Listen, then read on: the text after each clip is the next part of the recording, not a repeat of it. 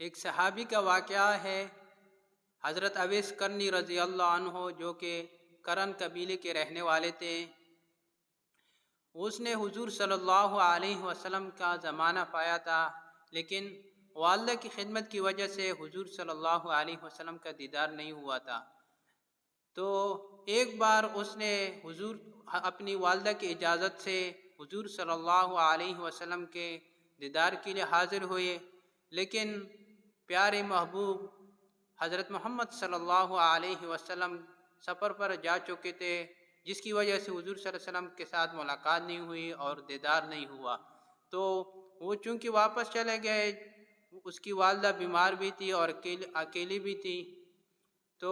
حضور صلی اللہ علیہ وسلم جب سفر سے واپس تشریف لایا تو حضور صلی اللہ علیہ وسلم کو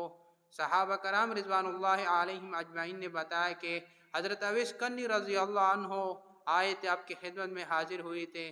تو حضور صلی اللہ علیہ وسلم نے فرمایا اور کہا کہ یہ میرا جوبہ جو ہے اس کو ہدیہ بھی پیش کرنا، اور ساتھ ہی ان سے یہ بھی درخواست کرنا کہ میری امت کے لیے دعائے مغفرت کریں۔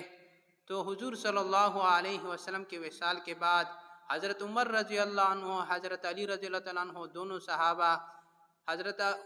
اویس کرنی رضی اللہ عنہ کی خدمت میں حاضر ہوئے اور کہا کہ حضور صلی اللہ علیہ وسلم نے فرمایا تھا کہ یہ میرا جوبہ جو ہے یہ حضرت اویس کرنی رضی اللہ عنہ کی خدمت میں پیش کرنا، اور یہ میری طرف سے ہدیہ ہے۔ یعنی